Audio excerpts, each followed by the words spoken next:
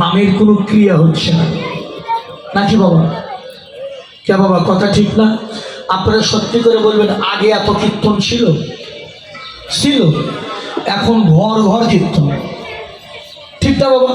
এই এলাকায় দেখেন কতগুলো কীর্তন, কিন্তু এত কীর্তন, এত মালা, এত তিলক, এত একাদশী, এত পূজা পার্বণ, সবকিছু কিন্তু এখন বেড়ে গেছে বাবা। আগেকার মানুষ কিন্তু এত একাদশী করতো না।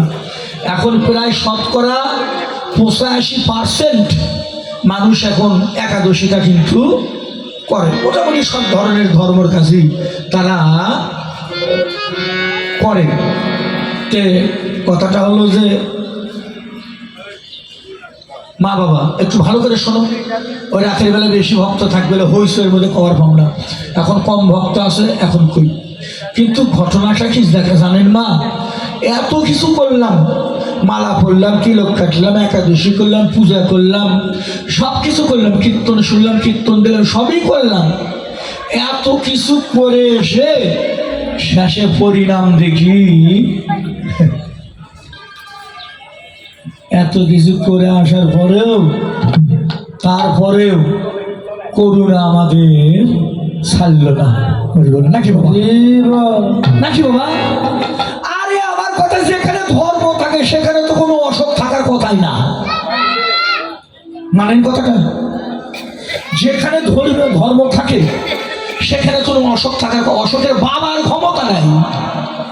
শাস্ত্রে লেখা আছে, হরিনামের ধ্বনি, কীর্তনের ধ্বনি, শঙ্খ ঘণ্টার ধ্বনি যতদূর পর্যন্ত যাবে, সে এরিয়ার মধ্যে কোনো অশুভ শক্তি প্রবেশ করতে পারবে না। এটা আমার কথা না, শাস্ত্রের কথা। তাহলে তাই যদি হয়, আমার এখানে একটু জানার বিষয়, কীর্তনও তো কম না, সব কিছুই কম। আমরা এখন কম কীর্তন করি না।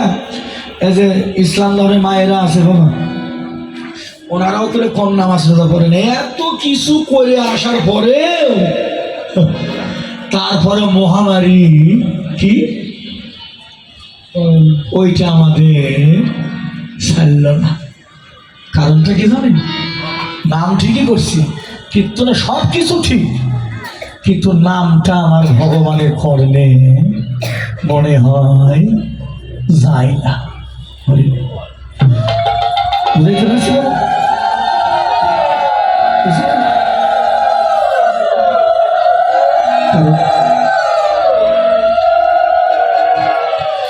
কারণ আমার নামের মাঝে ভুল আছে, আমি শুদ্ধভাবে নাম করতে পারি। শুদ্ধভাবে যদি একবার নাম করা যায়, আমি একটু আগে তার ব্যাখ্যা দিলাম, ভগবান তার সামনে এসে দাঁড়ায়। আমার সারা জনম ধরে ডাকলেও সে ভগবান প্রাপ্তি হইতে পারে না। কারণ ভিতর ভাই এই যে জায়গাটা মা খুব ভালো জায়গা, এই জায়গাটা। এই জন্য বলে ভিতর বাহির যেদিন ঠিক হবে, সেই দিন দেবে বিশ্বের ধরা দেবে বিশ্বের মালিক। হরিবল সেই দিন। কিন্তু আসলে বাবা সবই করি আমার এই যে দেখেন কি সুন্দর, ওই যে এইটাতে একটা কথা লেখা দেখলাম, খুব সুন্দর। গঙ্গায় স্নান করলে, এতই সুন্দর লাগছে কথাটা আমায়, গঙ্গায় স্নান করলে দেহ পরিষ্কার হয়, কিন্তু ভেতরে মন বুদ্ধি আত্মা, এই যে দেখ একটা ভালো কথা লিখছে বাবা, ওখানে লেখা আছে, ওই যে ওইটাতে দেখেন, গঙ্গায় যদি স্নান করি আমার দেহ পবিত্র হয়, কিন্তু মন বুদ্ধি আত্মা এরা থাকে ভিতরে, ওই জায়গা তো আর গঙ্গা জল যায় না বাবা। এদেরকে কি দিয়ে তুমি পরিষ্কার করবে? হরিবল হরিবল হরিবল। সুন্দর একটা কথা লেখা ওখানে, ভালো একটা কথা লেখা আছে। কতদিন গুরুদেবের লাঠি খাইছি জানেন? আর এখন তো মোবাইল দিয়ে কীর্তন শেখা হয়, আর গুরুদেবের টোকলা উড়েছে, 2-4 লাঠি খাইছে। হ্যাঁ, গুরু কৃপা লাভ করে অত সহজ না বাবা। হরিবল হরিবল। কৃপা লাভ করে এতটা সহজ না। দিনের পর দিন গুরুদেবের বাড়িতে গিয়ে গরু চালাইছি, ঘাস খাচ্ছি, ধানের কাজ করে দিছি, বাড়ি ঘরে সব কাজ করে দিছি। ওই 2 মাস 3 মাস 5 মাস 1 বছর পর পর একটা করে কথা শিখে। আর এখন যে মোবাইল, আর ভুল হলো কি ঠিক হলো ওগুলো দেখে না নাকি বাবা? নিজের চোখে দেখে এক জিনিস আর শোনা এক জিনিস, দূরে 2 জিনিস হলো না নাকি বাবা? করতে হয়, এগুলো শাস্ত্র জানতে হয়।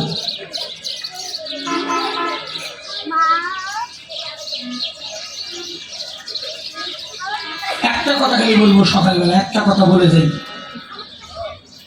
আপনাদের বাংলাদেশ না, ভারতের যত কীর্তনী আছে, বাংলাদেশের যত কীর্তনী আছে, যদি কইতে পারে আমি কথা দিলাম 1 টাকাও নেব না, 1 টাকাও নেব না।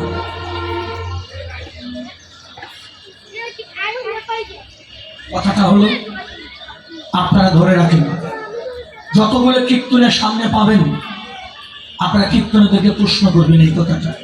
সেই কথাটা আমি দেখলাম এক জায়গায় লেখা আছে, ভালো করে শোন, ভক্ত কম আছে, বেশি লোকের মধ্যে কম না। আমার মামা করে চুপতে থাক,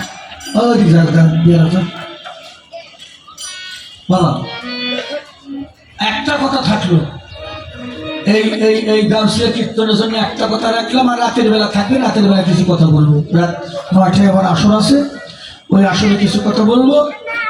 এখন একটা কথা, মূল্যবান কথা রাখলাম, সেই কথাটা হলো বাংলাদেশের যত কীর্তনী আছে এবং ভারতের যত কীর্তনী আছে এবং সাধুগুরু বৈষ্ণব, আমি দেখলাম একটা জিনিস, তোমরা তো দলেত আছো, এই যে আমার গায়ে যতগুলো টাকা আছে সব টাকা দিয়ে দেবে যদি একটা কথা যদি কইতে পারে। কথাটা কি আগে শোনো, কি বাবারা মায়েরা শ্রবণ করুন। কোন কথা? কথাটা হলো মা, কথাটা হলো সত্য যুগে মরে। ঠাকুরদা, আমার ঠাকুরদা ভালো, সারা রাত ওই জায়গায় বসে আছে, একটা ভক্ত ছিল না।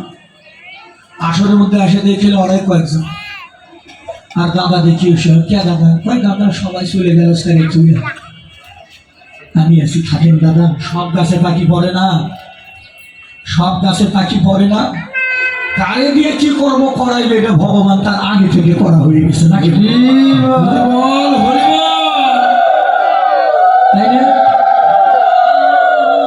ঠাকুরদা আমাদের পিছিয়ে পিছিয়ে গেলে 1 ঘন্টা হলে ঘুরছে, বাসা ও বাসা ও বাসা, আমাদেরকে নিয়ে গিয়ে বাসা ঘর বাথরুম দেখে দিয়ে ঘরে ঢুকে দিয়ে তারপরে আসছে।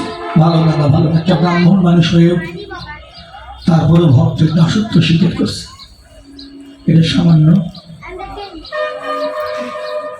বাবা। সব গাছে পাখি পড়ে না, সবার দ্বারা ভগবানের কর্ম হয় না। আজকে রে বাজা বাবা, আগে শোন, টাকা তো নিব, যে টাকা আছে সব পাবি, আগে না আগে টাকা নেবে, আগে দেওয়া চা খাই আসি, আগে উত্তর দিবে তারপরে বাবা। বাবাজিরা, কমিটির বাবুরা, আপনারা তো প্রচুর বসলে কীর্তন করে, একটু কথা আজকে আসলে থাকলো। সত্য যুগে মরে, সত্য যুগে মরে, তেতা যুগে পড়ে, দাপর যুগে শ্রাদ্ধ হয়, আর কলি যুগে এসে উদ্ধার পায়। এই ব্যক্তিটার নাম কি? হরিব।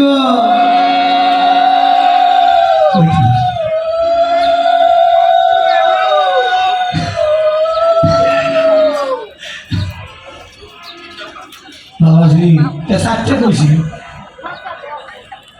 সত্যতে মরে, তেতাই পড়ে, তারপরে শ্রাদ্ধ হয়, আর কলি যুগে এসে উদ্ধার পায়। ওই 3 যুগে উদ্ধার পায়নি, কলিতে সে উদ্ধার পাইলে এই ব্যক্তিটার নাম কি ছিল?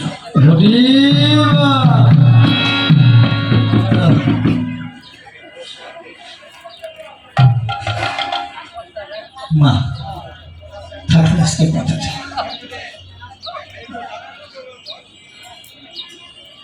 ধান্দাবাজির পাল্লাই পড়ে ওরা আন্দাজে করি সাধন, আন্দাজে হয় কম সাধনে তোর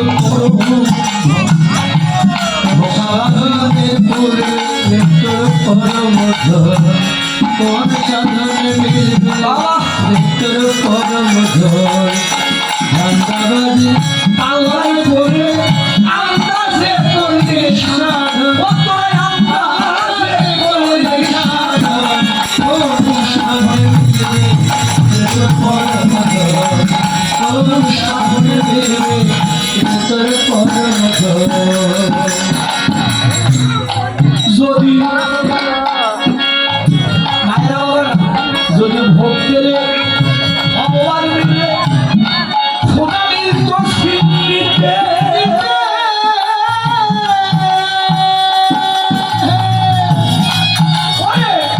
বেশি বলে সাজায় রাজা পারত কিনিতে রাজা পারত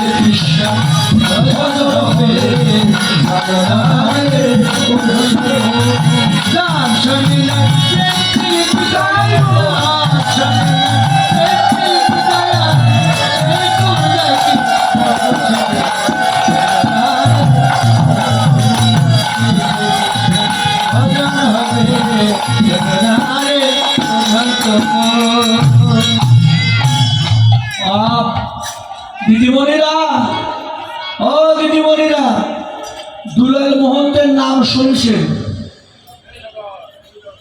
দুলাল দাদা ভালো কীর্তন গায়, কিন্তু একদিনও দুলালের দেখেননি। আমি যদি আপনাদের সামনে দিয়ে হেঁটে যাই, চিনতে পারবেন এটা দুলাল দাদা? কিন্তু আজকে তো দেখা হলো, আজকে তো হলো। এখন যদি রাস্তা দিয়েও যাই তাহলে চিনবেন, এই যে রে দুলাল দাদা যায়, ঠিক না বাবা? ভগবানের যে ভালোবাসা, ভগবানের দেখছো কোনদিন? কানা লোকের ভালোবাসা ভগবান চাই না। হরিবল হরিবল, আগে থেকে তারে দেখতে হবে, তারে দেখে তারপরে মরতে হবে। বেঁচে থাকতে যারা ভগবানের দেখতে পায় না, তারা মরার পরে জীবনেও ভগবানের দেখতে পাবে। হরিবল। এই জন্য ভক্তি শাস্ত্রে কি বললেন? যাহার বদন দেখা মাত্র প্রাণে জাগে আনন্দ।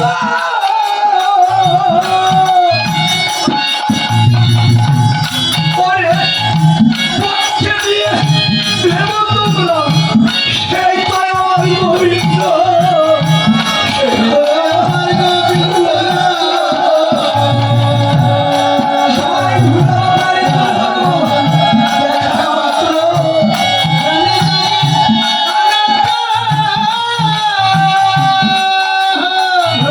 পক্ষে দিয়ে প্রেম তোমরা, সেই তো আমার গোবিন্দ। সবাই রিকল করো, সবাই ঘুরে গোবিন্দ।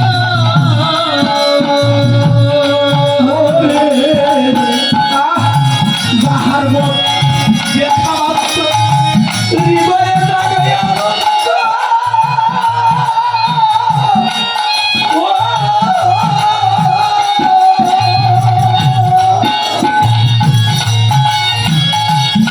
পক্ষে নিয়ে ভেবো তোমরা, আরে সেই দয়া